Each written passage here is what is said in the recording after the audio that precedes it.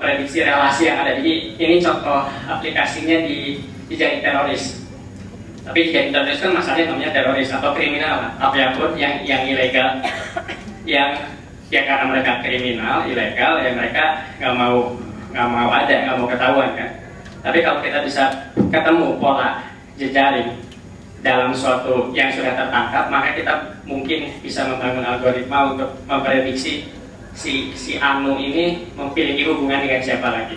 Yang mungkin relevan dengan soal korupsi ya, kalau di Indonesia. Dan terakhir, jejaring sosial ini membantu individu dan organisasi menyelesaikan masalah. Contohnya, saya dapat pekerjaan di sini melalui jejaring sosial. Saya kenal istri saya melalui jejaring sosial. Menurut saya nggak aneh lah. Mungkin ada yang banyak di antara kita semua di sini mungkin dapat pacar, jodoh, dapat proyek, dapat pekerjaan, apapun hasil bertanya ke teman. Jadi kita sudah tahu ini, kita melakukan ini secara sehari. Tapi itu sebenarnya bukan hanya untuk individu, tapi juga organisasi. Jadi karena ya intinya organisasi itu harus berusaha manage informasi yang ada. Lalu selanjutnya saya akan perlihatkan sedikit beberapa contoh jejaring yang ada.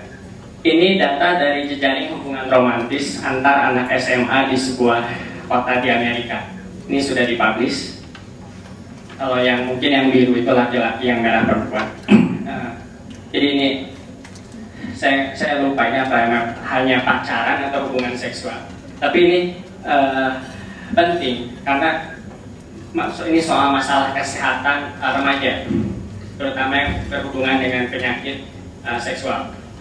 Nah, dengan melakukan peta jejaring ini, yang menarik dari paper ini adalah kita bisa mendeteksi satu norma sosial yang bahkan tidak diakui oleh orang-orang di dalam jaring ini, yaitu ini.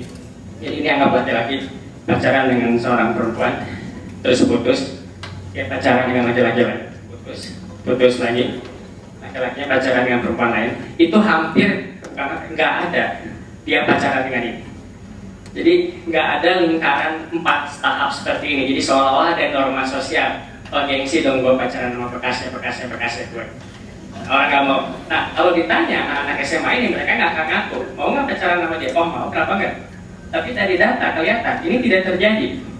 Jadi poinnya di sini adalah kita bisa mendapatkan suatu norma sosial atau suatu struktur sosial yang berlaku dalam suatu komunitas yang bahkan tidak disadari oleh orang yang bersangkutan.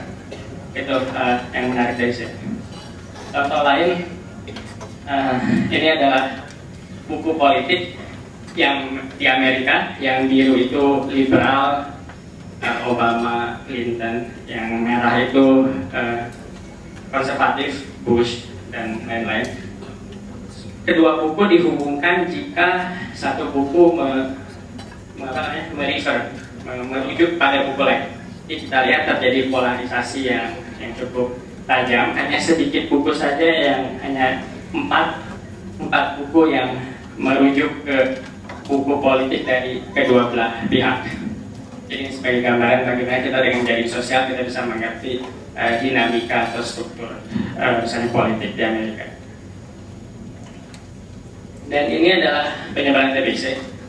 Nah kita lihat polanya, ada satu penyebar, satu menyebar.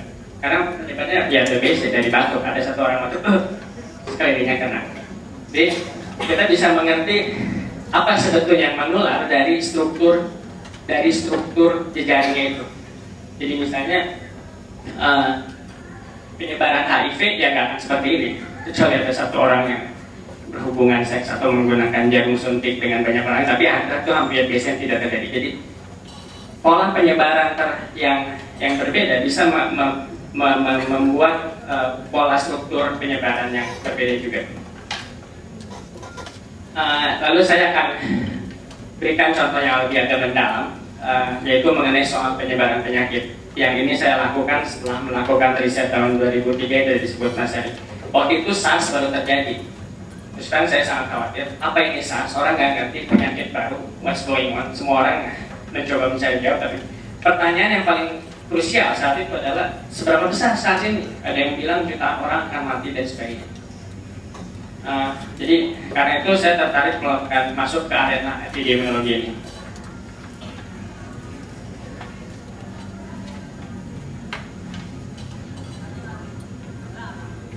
Yang dilakukan, saya melakukan model matematik soal penyebaran penyakit ini.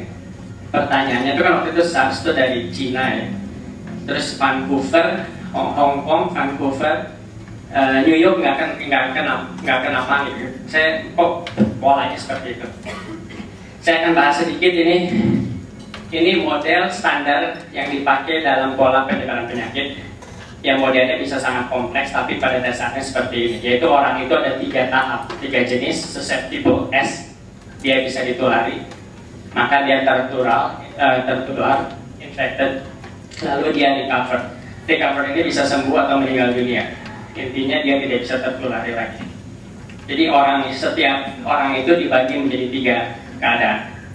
Lalu modelnya diasumsikan bahwa orang ini berinteraksi secara random dalam suatu ruang lah, kurang lebih.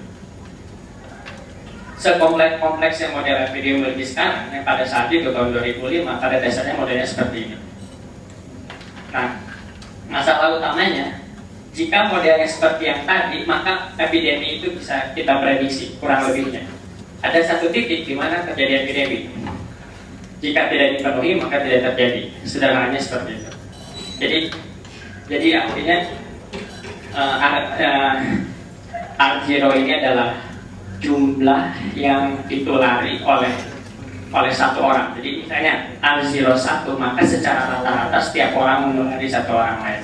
Kalau R0-nya 10, maka secara rata-rata satu orang menulari 10 orang lain. Jadi mengukur seberapa menular penyakit ini. Jadi seperti itu. Dan selain bisa diprediksi juga hasilnya hanya ada 2 kemungkinan, terjadi epidemi atau tidak. Jadi ini dari paper saya. Jadi 0, 1 itu proporsi populasi yang terinfeksi. Jadi kalau 0 ya epidemiknya nggak jadi, nggak muncul. Atau hampir mendekati 1 ya semua orang terinfeksi. Nggak ada di tengah-tengah, nggak mungkin setengah populasi terinfeksi. Ini hasil model standar. Juga kalau model standar itu epidemik hanya memiliki satu puncak. Ini waktu, seiring dengan waktu, ini adalah jumlah kasus. Jadi mulai menginfeksi banyak, hampir menginfeksi semuanya, lalu turun hilang. Polanya seperti itu. Tapi epidemik sebenarnya tidak seperti itu. Kasusnya turun naik, dan juga kadang tidak menginfeksi seluruh populasi. Contohnya SARS, ketika orang khawatir jutaan orang terinfeksi, ternyata hanya sedikit yang terinfeksi. Ini hasil simulasi yang saya lakukan. Sumbu horizontalnya adalah waktu, jadi makin waktu ke sana. Sumbu vertikalnya adalah jumlah kasus baru. Yang menarik di sini adalah saya set R0-nya 3, artinya apa? Artinya penyakitnya sama. Penyakitnya sama, tapi perjalanan epidemiknya sangat-sangat berbeda. Penyakitnya sama. Jadi ini menunjukkan bahwa epidemik itu bukan hanya soal klinis, bukan hanya soal kedokteran, bukan hanya soal penyakit, tapi soal di mana dia menyebar. Yang bisa membedakan ini adalah dari struktur populasi. Misalnya seberapa rata-rata orang pergi dari rumahnya, berapa lama dan sebagainya. Dan ini juga hasil akhirnya, seberapa besar epidemik itu berakhir. Bisa kecil, besar, atau ya besar sekali, karena penyakitnya sama. Itu satu poin. Jadi apa artinya? Jadi kita perlu memerlukan struktur, dan artinya bahwa epidemik besar itu bisa dilihat sebagai dari kumpulan epidemik kecil.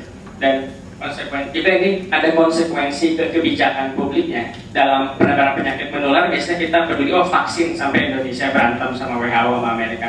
Ya mungkin betul vaksin penting, tapi kadang kalaupun ada vaksin itu nggak jelas produksinya cukup lama, nggak jelas siapa yang harus divaksinasi duluan. Jadi intinya vaksin bukan segalanya. Kita bisa menggunakan